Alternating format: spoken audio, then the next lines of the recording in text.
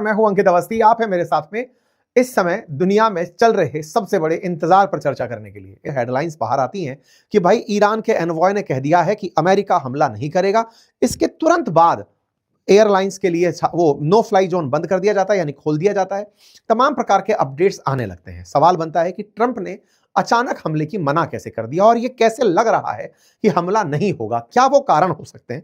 आज के सेशन में हम चर्चा इस बात की करेंगे जो अमेरिका पूरी दुनिया को बता चुका था कि वो ईरान पर हमला करने जा रहा है। सब तरफ से वर्ल्ड वाइड तैयारियां हो गई थी, बाजार में तेल की कीमतें बढ़ गई थी, अस्थिरता चरम पर थी और इस बीच में अमेरिका ही ईरान को फोन करके कह देता है कि हम आप पर हमला करने की प्लानिंग नहीं कर रहे हैं। इसके क्या मतलब निकाले जाए और क्या वाकई में अमेरिका पीछे हट गया है, आइए इसका विश्लेषण करते हैं।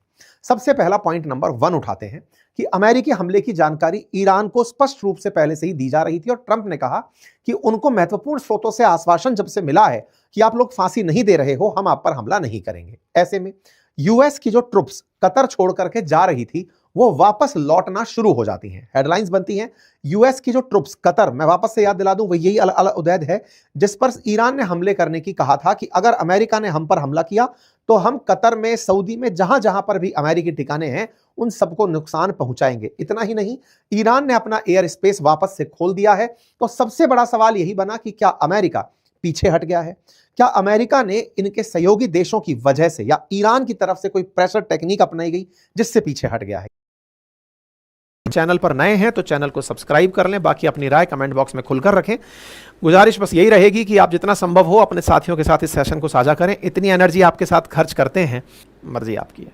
चलिए, और ट्रंप चूंकि इस तरह से जो ईरान की टैक्टिक्स हैं उनका सॉल्यूशन नहीं ढूंढ पा रहे हैं, क्योंकि ट्रंप खुद नहीं समझ पा रहे हैं कि वो गोला सही में मारे कहां, क्योंकि प्रदर्शनकारी दो तरह के हैं, प्रो गवर्नमेंट भी हैं और एंटी गवर्नमेंट भी हैं। जो एंटी गवर्नमेंट हैं उन्हें ईरान भी मरवा रहा है, लेकिन जो प्रो गवर्नमेंट खड़े हुए हैं वो इतनी बल्क और बहुतायत में है जो कि ईरानियन सिविलियन हैं और वो अमेरिका के खिलाफ खड़े हैं। अगर अमेरिका के किसी बॉम्ब से उन लोगों की जान चली जाती है तो पूरा पूरा सेंटिमेंट एंटी अमेरिका हो जाएगा और अमेरिका बहुत पिछड़ जाएगा। इसी चलते ट्रंप को दिक्कत यह हो रही है कि मैं बॉम्ब मारूं कहां, क्योंकि तेहरान में अगर बॉम्ब मारने जाता हूं तो वहां दोनों तरह के लोग हैं और यही कारण है कि लोग ट्रंप को बुलाने वाले भी परेशान हैं कि गोला पड़ेगा कहां, और बिना गोला पड़े ये कुछ कर नहीं सकते। इसी के चलते इजराइल तक ने अमेरिका को यह समझाया कि आपने जो वेनेजुएला में किया, पूरे समय शांति से देखते रहे चीजें, मादुरो को उठाकर ले आए, कुछ ऐसा सॉफ्ट ऑपरेशन आप प्लान करिए ईरान के अंदर, वहां पर सत्ता परिवर्तन करवाइए, वहां पर लोगों के अंदर क्रांति ले आइए, मैक्सिमम प्रेशर टेक्निक अपनाइए। जैसे हाल ही में ईरान से व्यापार करने वालों पर 25% एडिशनल टैरिफ आपने अनाउंस किया है, वैसा ही कुछ कर दीजिए। और ऐसा करते हुए अमेरिका ने तुरंत प्रभाव से 18 ऐसे लोग जो शैडो फ्लीट्स के थ्रू ईरान का तेल बिकवा रहे थे, शैडो बैंक्स के थ्रू पैसा ट्रांसफर कर रहे थे, क्योंकि आप में से भी बहुत सारे लोग एक प्रश्न के साथ तो बैठे होंगे कि ईरान पर इतने प्रतिबंध हैं, पैसा कहां से आता है। तो मैंने पहले भी आपको बताया था जब वो वाला केस हुआ था, जब ईरान से वेनेजुएला एक जहाज जा रहा था बेला 1 करके, जिसे फिर रशिया की तरफ जाना पड़ा और अमेरिकियों ने जिसको जब्त कर लिया था।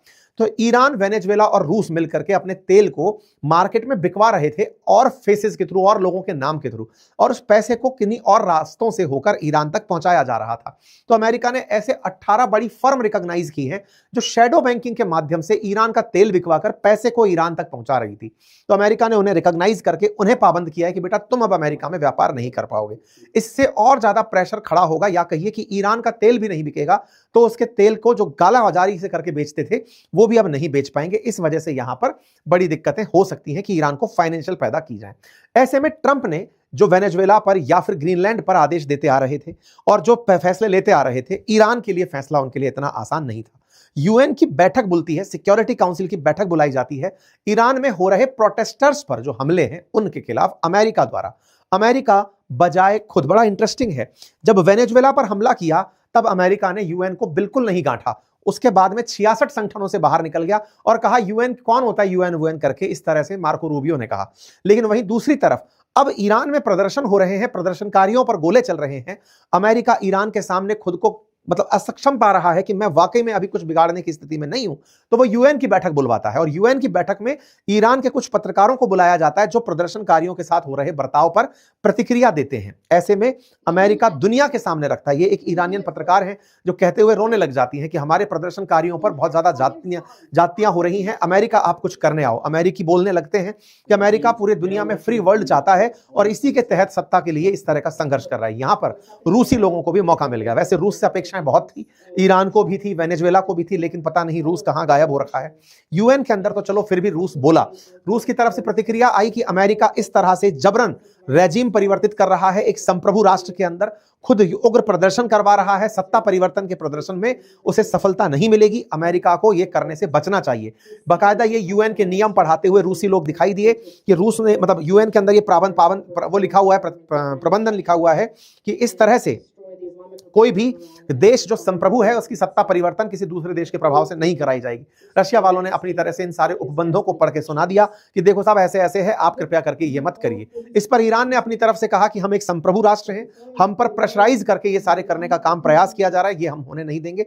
अमेरिका के राष्ट्रपति अब अपने ही देश में लोगों से समर्थन की मांग कर रहे हैं कि मैं अगर कोई एक्शन लूं तो गलती से वो गलत ना हो जाए, तो अब अपने सांसदों से ईरान पर एक्शन लेने के लिए मुहिम चला रखे हैं। इस पर ईरान के विदेश मंत्री ने अमेरिकी न्यूज़पेपर को इंटरव्यू देते हुए कहा, चैनल को इंटरव्यू देते हुए कहा कि साहब सुनिए, लोग प्रदर्शन में मारे गए हैं, लेकिन वो प्रदर्शनकारी राष्ट्र विरोधी आतंकी गतिविधियां कर रहे थे, सरकारी संपत्तियों को नुकसान पहुंचा रहे थे। दुनिया को जो भी चल रहा है हम बताने को तैयार हैं। ये जो फेक नैरेटिव फैलाया जा रहा है ईरान के बारे में, ये कतई उचित नहीं है। ये बात पब्लिक के बीच में आती है। फिर इस बीच में पूछने के लिए प्रेस के बीच में प्रेस सेक्रेटरी के साथ में लोग सवाल जवाब करते हैं कि क्या वाकई में अमेरिका हमला करने की प्लानिंग कर रहा है। इस पर जो कैरोलिना लेविट हैं, इनके यहां से स्पोक पर्सन, वो बोलती हुई दिखाई देती हैं कि देखिए ट्रंप जो चाहते हैं वो वही करते हैं, उनके बारे में कुछ भी नहीं पता, सारे ऑप्शंस टेबल पर रखे हैं, ट्रंप हर घटना को पूरी तरह मॉनिटर कर रहे हैं, अब वो क्या चाहेंगे वो वही जाने। लेकिन ट्रंप के पुराने जानकारों का भी यही कहना है कि ट्रंप अपने आप को अनप्रेडिक्टेबल दिखाना चाहते हैं, कि वो पूरी दुनिया को माहौल बनाकर के भी कि मैं ये कर रहा हूं, लेकिन आप ये कैलकुलेट मत करो कि मैं किस दिन करूंगा। बस इसके साथ वो आगे बढ़ना चाह रहे हैं। जो भी हो, अभी भी अमेरिका के ये जो फाइटर जेट्स को कैरी करने वाले जहाज हैं, ये यात्रा पर निकले हुए हैं टूवर्ड्स ईरान, और ये युद्धपोत सब संभवतः समय लेकर के ईरान पहुंचेंगे, क्योंकि बेसिस के थ्रू हमला करना अमेरिका के लिए मुश्किल है, क्योंकि रिटेलिएशन उन्हीं देशों पर हो सकता है, इसलिए युद्धपोत से होकर ईरान पर हो सकता है आने वाले समय में हमले कराए जाएं। अब एक और अपडेट निकल कर आता है, और वो ये कि प्रदर्शनकारियों को ईरान के रिवोल्यूशनरी गार्ड अब मारना बंद कर दिए। उसकी जगह इन्होंने तरीका अपनाया। तरीका यह अपनाया, असल मायने में ईरान का बॉर्डर साझा होता है इराक के साथ, और इराक में भी शिया मुसलमान प्रचुरता से पाए जाते हैं। ईरान भी शिया मुसलमानों का गढ़ है। ऐसे में यहां से इराक से अपने समर्थकों को, या फिर जो ये कहिए कि शिया मिलिशिया हैं, उन्हें बुलाने का ईरान ने आदेश दिया। और हुआ ये कि इराक से बड़ी मात्रा में प्रोटेस्टर्स को खत्म करने के लिए भाड़े के लोग बुलाए गए, और उन भाड़े के लोगों को बुलाने के लिए बकायदा 50 से अधिक बसेस गई, जो ब्लैक शर्ट में लगभग 50-50 लोगों को लेकर आई बॉर्डर एरिया से। वो सब की सब एक जैसे दिख रहे थे। यहां से $600 प्रतिदिन के हिसाब से उन्हें प्रति मंथ के हिसाब से उन्हें लाया गया। ये वो लोग थे जो इराक की खराब अर्थव्यवस्था के चलते बेरोजगार थे, और ईरान में जो रेवोल्यूशन हो रहा है, इस्लामिक रेवोल्यूशन, उसको बचाना चाहते थे। ये वो लोग थे जिन्हें अमेरिका से नफरत है। ये वो लोग थे जिन्हें जियोनिस्ट रेजाइम से नफरत है, जो नहीं चाहते कि इजराइल के कहने पर अमेरिका ऐसी हरकतें करे। ये लोग बड़ी मात्रा में भर भर कर यहां से निकलते हैं। कुछ तस्वीरें आती हैं यहां पर, पहले मतलब हमले के जो विमान है वो हैं, व्हीकल्स हैं, उनमें भर करके जाते हुए लोग दिखाई देते हैं। किस प्रकार से यहां पर सैनिक जा रहे हैं, तस्वीरों में दिखाई देते हैं कि ये सब लोग बदल बदल के वेशभूषा, सेना के रूप में नहीं बल्कि अपनी एक अलग पहचान बनाकर दिखाने ये गए हैं कि हम धार्मिक यात्रा पर जा रहे हैं, बॉर्डर क्रॉस करके ईरान में एंट्री करते हैं। उद्देश्य प्रदर्शनकारियों को भीड़ में घुस करके मार देना। ये नंबर वाकई में हजारों में है। ऐसा मैं क्यों कह पा रहा हूं, हाल ही में फॉक्स न्यूज जो अमेरिकी चैनल है, उसने ईरान के विदेश मंत्री से यह सवाल किया, तो उन्होंने स्वीकार किया कि हजारों में नहीं, सैकड़ों की संख्या के अंदर प्रदर्शनकारी मारे गए हैं, और उनके नंबर हम जल्दी ही बाहर कर देंगे। आज ही सुबह की बात है। इसका मतलब ईरान खुद ये मानता है कि प्रदर्शनकारी मारे गए हैं, क्योंकि आप सभी को मैंने पिछले लेक्चर में भी एक जानकारी दी थी और कहा था कि गल्फ कंट्री लगातार अमेरिका से रिक्वेस्ट कर रहे हैं कि प्लीज आप ईरान पर कोई एक्शन मत लीजिएगा।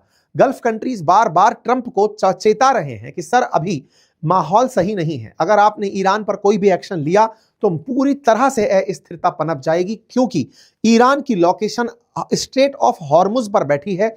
अगर गल्फ काउंसिल के मेंबर्स जो राष्ट्र हैं वो कोई भी एक्सपोर्ट करना चाहते हैं तो वो स्ट्रेट ऑफ हॉर्मुज से होकर होता है। अगर ईरान पर हमला होता है तो स्ट्रेट ऑफ हॉर्मुज पूरी तरह बाधित होगी और उसके बाधित होने से एक्सपोर्ट बाधित होगा। और ऐसा पहले भी हुआ है।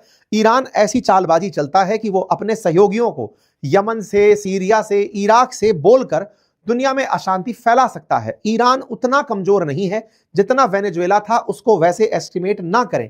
यह जब आसपास के देशों के द्वारा ट्रंप को सूचित किया गया, कहा गया कि सऊदी ने तो बकायदा लॉबिंग की है अमेरिका में कि साहब आप समझिए, पिछली बार भी जब आप लोगों ने ड्रोन स्ट्राइक करवाई थी तब भी हमारा प्रोडक्शन रुक गया था।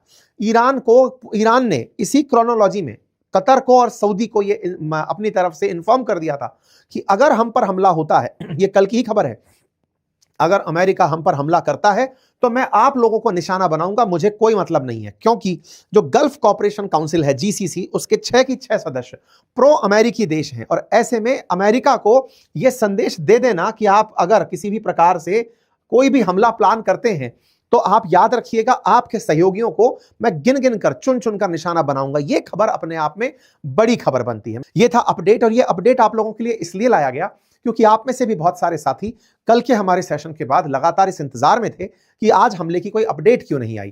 थैंक यू सो मच, अपना ख्याल रखें।